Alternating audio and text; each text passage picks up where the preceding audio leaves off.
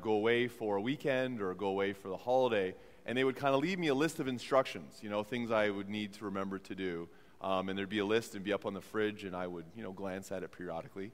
But I always remember one specific conversation I always had with my mom, that as she was leaving, she would kind of give some final words of instructions, kind of encouragement, that important thing of, if you forget everything else on the list, remember this.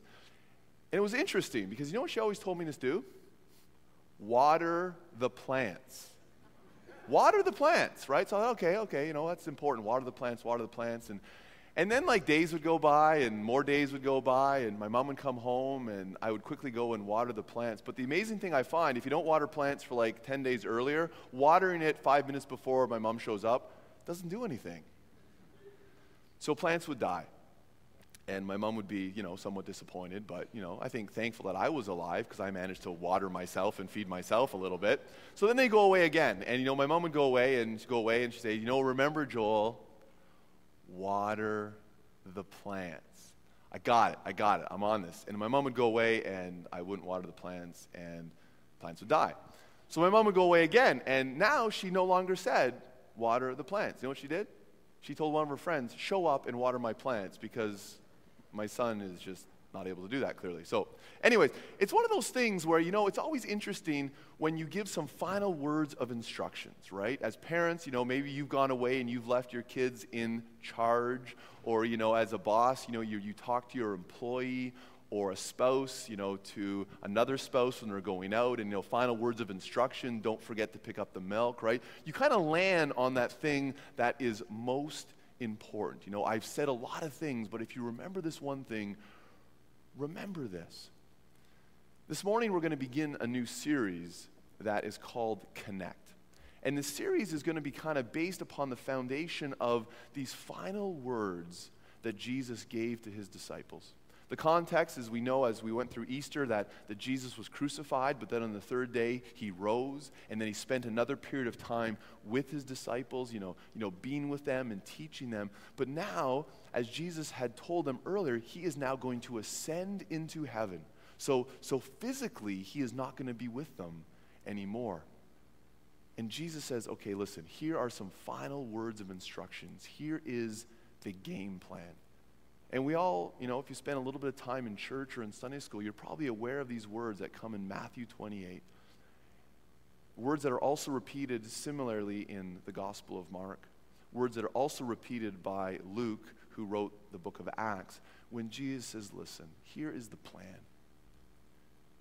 Go and make disciples of people everywhere. Baptize them. Teach them everything that I have taught you. That's the plan. Let's go. And so the disciples had a very clear understanding. Okay, wait a second here. Jesus taught us a lot of stuff. Jesus did a lot of stuff. We have become followers of him. Now what does he want us to do? He wants us to go and encourage others to be followers, and we are to teach them the things that Jesus has taught us. Seems relatively straightforward. But if we're honest, it can be incredibly difficult to follow through on. Right? I mean, how many times are we reminded or we think of the reality of, okay, I need to witness, I need to share my faith, I need to do, sometimes it's that word we don't like to say, we have to do evangelism. What does that look like? And this passage in many ways, to me, is one of those statements that we agree with. The issue isn't in belief or the importance of it. The difficulty is in execution. And we've had other statements in our life that we probably believe and hold to as true and we want to attain, but the challenge is not in believing if it's right, it's in executing it. Perfect example is we all know that it's important to live healthy lives, right? We all know that it is better to be healthy than to be unhealthy. So it's better to eat better. It's better to exercise more. It's better to get a lot of sleep. It's better to not have that kind of midnight snacking craving that just seems to call us from the echoes of our bedroom, right? We know those things are right. We don't disagree with that. The problem is what? Execution. So what do? We know something is true, and so we think, okay, I should really get more on this. I should be better with this. So I am going to go on some sort of fad diet. I am going to go on some sort of exercise. There's a new product out there. There's like a cabbage soup diet. There is like the Atkins diet. I am just going to try to teach myself to not like food, right? Because that's what the cabbage diet must be all about. If you can convince yourself not to like food, then you'll eat less of it. But what ends up happening is you start doing it and it doesn't really feel comfortable because it's not really who you are. So you do it for a little while and then you crash and then you kind of go back to your old way of living and then you feel bad about it. So you kind of do it again or you come up with some other program. This is a surefire fix and this is what we're going to do. And it doesn't seem to work because it hasn't really taken root in who we are.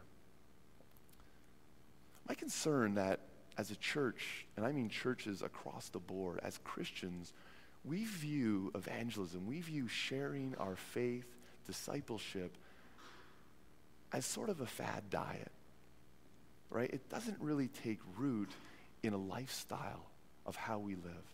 And so it's something that we know. We come across this passage in Matthew, and Jesus says, go and make disciples, and we think, oh yeah, that's right. I'm not doing that. That's not a reality in my life. So, okay, we're going to try something new. We're going to implement a new program. We're going to do something different, and this is going to work. And we may see some sort of mixed results from time to time, but then it doesn't seem to be holding and taking root, so we kind of go back to our places of comfort. See, the issue in sharing our faith and in making disciples isn't that we don't agree that it is important. I think the challenge that I face is in execution, is in learning, okay, what does this begin to look like? For me, when I read that passage when Jesus says, go and make disciples, I believe the best way to make disciples, to make other people want to follow Jesus, is to be a disciple ourselves. So this new series is Connect. It's going to be kind of in two parts. The first part is going to look at how do we connect Jesus to the midst of everything in life, in our work, in our homes, in our relationships, with our resources, with our times, with moments of success, with times of disappointments, with opportunities of great joy and happiness, when situations seem to bring sorrow and discontent. How do we allow Jesus to be real in the midst of everything? So that as Jesus becomes more of who we are, other people can see what a life lived with him is all about. You see, I believe the best way to share faith is not simply by giving doctrinal statements of belief, of Jesus is this, or Jesus is that, or even Jesus said this. You can get there eventually. I believe the best way to encourage people to take interest in Jesus is to let them to begin to see Jesus at work in your life. So for the next number of weeks, we're going to look very intentionally and practically. My goal is to every week kind of give us some application that we can all go away with so that this becomes a reality, so that we become greater followers of Jesus. And in doing so, by simply living out our faith, it begins to impact the people that we meet. So we're going to take a bit of the pressure off. Hopefully take away some of the guilt and simply begin to say, okay, the best way for me to share my faith is to allow it to begin to take root in my life. Because I believe honestly that my goal as a pastor, the role of us as a church is not to make your lives busier. You're already busy enough. So not necessarily to simply throw some more programs in and do different things, but simply come to a place of saying, okay, what if we begin to live out our faith wherever we are? Because I believe that God has strategically placed us in specific locations in our families, in our workplaces, in our communities. And if we begin living out our faith in real ways, that this is going to have an impact on others. So first question, what is a disciple? What does it mean to be a disciple? When Jesus says, go and make disciples, What does he mean? My limited understanding is the idea that a disciple is a follower. That a disciple is someone who says, you know what? I want to learn from that person, so I am going to follow them. I am going to listen to them. I am going to learn from them. I am going to watch them. I am going to ask questions of them so that I can become like them. Maybe a more helpful word of a disciple is that of an apprentice. Right? If you're an apprentice, if you're learning to become an electrician or a plumber, they absolutely teach you things, but you spend time watching them, learning from them, asking questions of them. What? So that one day you can go into someone's home and be a plumber. Right? Like that. That is the end goal of it all. And that's what Jesus says. Listen, if you want to be a disciple, then follow me, not simply so that you can know a lot about me, not simply so that you can learn from me, but so that you can act like me. You can begin to live life with me. And it makes sense because when you read through the Gospels, what Jesus is always saying to people who express any type of interest in him is what? Sit down. Enroll in this Bible school. I'm going to teach you a lot of different things. I'm going to do this, I'm going to do this, I'm going to do this. No, he says, listen, I'm going to come and live life with you. Now, I love Bible school. Heck, I spent a number of years in Bible school, so I'm a big proponent of it. But becoming a disciple of Jesus has to be more than simply sitting in a classroom, whether it is in a school or is in a church. It is beginning to say, okay, how can I live life with him? And that's why Jesus said, come and follow me. There's this great kind of introduction in the book of John, in John 1. If you want to go there later this week and kind of read all of it, feel free. But there's a guy named John the Baptist who was sent before Jesus to begin telling people about the coming Messiah. And he was telling others about this Messiah is coming, the Son of God is coming, and he is going to change your life. And guess what? John the Baptist had followers. He had disciples. People followed him. And then one day, John is going along, and Jesus is over there. And John says, look, the Lamb of God who takes away the sins of the world. Essentially saying, that is the guy. And so two of John's disciples leave John and begin to follow Jesus. And it's interesting to see how Jesus reacts. Jesus is walking along. These two guys are starting to follow him. And Jesus stops mid-stride, turns around and says, so what do you want? You're like, really, Jesus? What do you want? Is that the best that you can give? Now, that's kind of a bit of a crude translation. Essentially, what Jesus is asking is what is it that you seek? What is it that you want from me? And so a conversation begins. And Jesus doesn't say anything else. He says, okay, come then. Come and follow me. Come and hang out with me. And I think one of the baseline questions we begin to ask ourselves is that if we want to be a follower of Jesus, it's like Jesus is asking us, okay, so what do you want from me? What do you expect from me?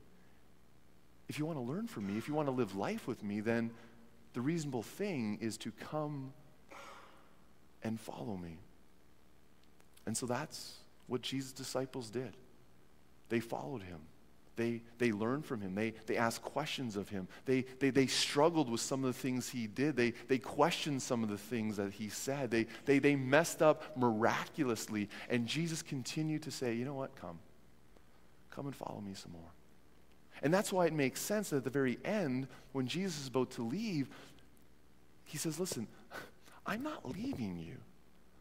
Yet sure, it might seem a lot more convenient when I was with you physically because I'm always there and you can see me. But my Spirit is going to come and it is going to lead you and it's going to live inside of you and it is going to guide you. And this is what I want you to do. Go and make disciples. Now, there are a variety of gifts that we have. I think last Sunday was a perfect example of the variety of gifts in this church. I mean, it was awesome to just sit back and to see through the drama, through the music, through the variety of ways that God works in people. Right? And regardless of what your gifts are, regardless of what your personality is, it doesn't get us off the reality of that Jesus calls us to go and make disciples. So when Jesus said that to him, he said some significant things. He says, go, make disciples, I'm with you. So the emphasis was on going. The disciples didn't suddenly say, okay, listen, we want people to know about Jesus, so we're going to kind of set up shop here in Jerusalem, and we're going to wait for the people to come to us. They said, no, we're going to go. We're going to go into the cities. We're going to go to the markets. We're going to go to the towns. We're going to go to the streets, and we are going to begin living out our faith in what Paul would say, the marketplace. And we are going to teach others about Jesus the very same way that he has taught us. And in the midst of it all, we are going to remember that he is with us, that he is guiding us, that he is directing us. I think to be a disciple of Jesus is so much more than simply getting people to church. It's a part, but it's not where our emphasis should be. It's not in the sense of saying, you know what, if I can just kind of get them to church, then maybe my work is done. It's how do I live out my faith every day so that people take notice and may express interest in Jesus or may not. But that's not my job. My job is to live out my faith in a way that demonstrates the reality of Christ in me. And that's really what this series is going to be about. As practically as we can, begin to look at what does this look like. And the great thing is it's going to look differently for all of us, because we're all in different places, we're all in different stages in life, we all have different opportunities, we all have different gifts. But the question remains, if we as a church here in Paris, what difference would it begin to make in our communities if we lived out our faith more and more? So this week, a little bit of takeaway. What does this begin to look like? As I thought of application, I thought of this verse in Proverbs 3, verses 5 and 6. And it's a verse that I learned when I was much younger going to summer camp. And it's the name of the camp. It was Camp Iowa. So if you remember one thing this week, I want you to remember Iowa. Can you say Iowa? Okay, not the state. Okay, I know Iowa's has anyone ever been to Iowa? Is it a nice state? Yeah? Reasonably? Okay. Perfect. I'm not talking about that Iowa, okay? I'm talking about Camp Iowa, where I grew up. And Iowa reminds me of Proverbs 3, verse 6. I'm just going to spell it out for you here. If you can't see it, I'll do my best. But Iowa, in all ways, acknowledge him. Iowa. It's probably hard to see that a little bit. I'll do my best.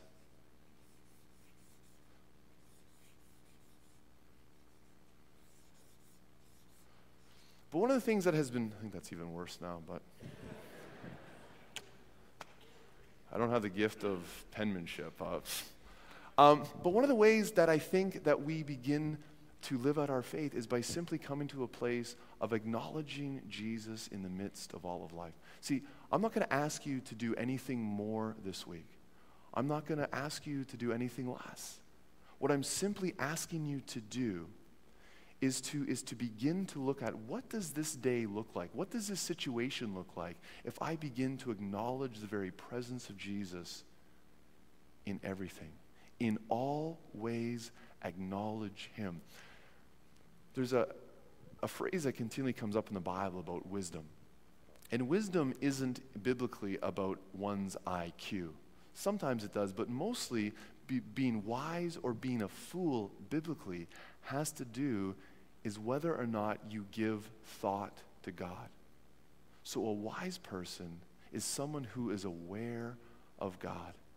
That's why the psalmist says, the fool says in their heart, there is no God. It's why Jesus, in one of his parables, talks about a farmer who one day had this bountiful crop, and the farmer thought, this is fantastic. I am now going to be set. I'm going to build bigger barns. I'm going to put it all away. I'm going to eat, drink, and be merry. And Jesus says, you fool. Your life is about to be called from you. You've given no thought of God. So one of the simple things we can begin to do that I believe begins to change us and transform us is to begin to be aware of Jesus' presence in everything. So it can be the little things, it can be the big things, it can be the significant things, it can be the times of great joy, it can be times of incredible sorrow, it can be in disappointments, it can be in interruptions. What does our week begin to look like? What does begin to take root in us if we simply begin to acknowledge Jesus in everything? It means that we begin to recognize that God prompts us in a variety of ways. I think one of the amazing things is that God has wired us in different ways. For some of us, one of our great connections to God, for me, is through a spoken word. Right? So if I listen to a podcast or if I see, hear a great message or do something like that, it's just, it begins to take root and you think, wow, I never would have seen it that way. That makes sense to me. For other people, a greater connection with God might be through music, might be through the arts, through a painting, or through drama. It could be in reading your Bible and simply sitting in silence. It could be in going for a walk and looking at creation. It could be in a variety of ways. All I'm simply saying is acknowledge God in the midst of it. Acknowledge the presence of God in the midst of it. Because then there's a second type of prompting. A prompting not only to give praise, but a prompting to react. And I often find that the way that God works in our lives is through the subtle, quiet, silent promptings that can be so easily ignored because we're not being wise. I'll give you one example from my life. Over the past probably couple of months, I have felt prompted by God. And I'm not sure if I've shared this on a Sunday morning, but I've shared it in conversation with others, so it might not be new to you. But I have felt prompted by God to spend less time in my office here at the church. Now, it doesn't mean that I'm working less. It may look like I'm working less. But I really felt, wait a second here. If I spend all my time in this building, a couple things are a problem with that. One, I'm going to tell people on Sunday morning, listen, you need to live out your faith in the community while I stay huddled up in here. Right? That doesn't make sense. And the other thing is I realize that when people come into the church, it's not easily or oftentimes an easy connection point. So I have taken my work from what I normally do in my office and just simply go into the Brown Dog. They make better coffee than I do too, so it's like win-win. But it's amazing to see the conversations that I have been able to have that otherwise likely would have not occurred. Sometimes from people in this church, from the people who work there. Just this last week, I thought, I'm really busy. I got to get to the church. I got to get this done. And I literally felt prompted to say no. Just go to the Brown Dog. And so I walked in, and there was a guy sitting there that had been on my mind. And I walked up and kind of said, how's it going? With the hope that he would say, fine, I could get my coffee and I could get to work. 45 minutes later, I got up from the table. But it was an encouragement both to him and someone else. I had another prompting this week while I was at the Brown Dog talking to someone. This guy was mentioning how he had to go up and get his van or his car from his mechanic. He didn't quite know how he was going to do it. Maybe he could, get up there and the mechanic could drive him back. And I was sitting there thinking, wow, yeah, that's a tough place to be. I have a car right outside. I could probably drive it. Hey, what do you think? Maybe I'll drive you up to your mechanic. And in that, we just had a conversation. It was just a prompting. It was just one of those little things. But simply being aware of how God is going to speak into our lives can begin to change and transform our circumstances. So I want to encourage you this week. Remember Iowa. In all ways, acknowledge Him. It can be at work. It can be with your kids, it could be with your parents, it could be with a neighbor, it could be in doing something mundane, it could be in something that you think, I don't have time to do that. Well, what would it look like if you made the time? One final thought. I think this needs to be mentioned probably every week, is acknowledgement that at times this is going to be a struggle. Jesus says, I have come so that you may have the abundant life. Not necessarily the easier life. Jesus in one place talks about the road to him is narrow, and not a lot of people find it because people want the wider road. People want the easier road. Because one of the realities of when you start following Jesus, when you begin to acknowledge him in everything, when the world says cut left, Jesus often says, you know what, go right. How many of you have ever used a GPS system in your car, on your phone? You've been driving, right? There's a destination that you want to get to, right? And you know you want to get there, but you're not exactly sure how you're going to get there. So you have this wonderful thing called GPS, and you type in the end point, right? And then this just amazing woman with a British accent starts talking to you. And I'm like, she must know where she's going. I don't think she's ever been to Canada. But then you start going along the way, and it's like, oh yeah, no, okay, I'm glad I made that turn. And oh yeah, that makes sense. I should have made this turn. And then as you kind of get a little bit further down the road, turn right. I'm like, I don't want to turn right. I don't think turning right is the right way. I think I should go left. What do you know? You live in the UK. You don't live in Canada. Turn right. I'm not turning right. I'm going to go left.